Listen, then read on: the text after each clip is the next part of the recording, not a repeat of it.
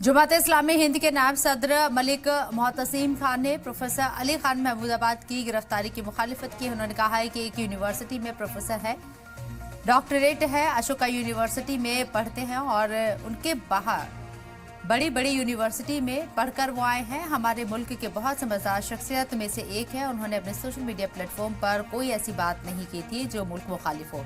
अली खान ने कोई मुल्क मुखालिफ बयान नहीं दिया है। उन्होंने मुसलमानों की लिंचिंग के खिलाफ आवाज उठाने की बात कही है।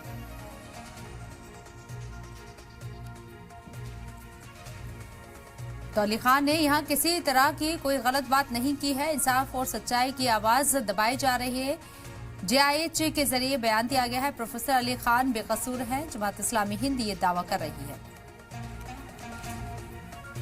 उन्होंने अपने सोशल मीडिया हैंडल पर कोई ऐसी बात नहीं की जिससे देश के सम्मान का या नारियों के सम्मान का या भारत की अफवाज का या ऑपरेशन सिंदूर का या जो कुछ मुल्क में सिचुएशन है उस पर कोई मनफी, कोई नेगेटिव कमेंट होता हो। उन्होंने सिर्फ यही बात कही कि मुल्क में जो इनजस्टिस है, जो जुल्म और तशद्दुद होता है, उसकी रोकथाम होना चाहिए।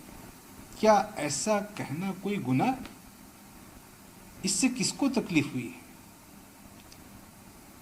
इससे उन लोगों को तकलीफ हुई है जो मुल्क में पहलगाम के नाम पर, ऑपरेशन सिंदूर के नाम पर और मुल्क के हालात के नाम पर यहाँ मुसलमानों पर होने वाले जुल्म को, ज़्यादती को छुपाना चाहते हैं।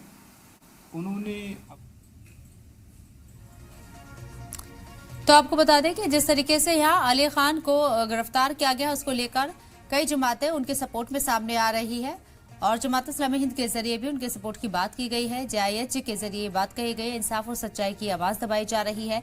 प्रोफेसर अली खान बेकसूर है, जमात इस्लामी हिंद दावा कर रही है और इंसाफ के तराजू अलग अलग तरीके से तोलकर देखा जा रहा है।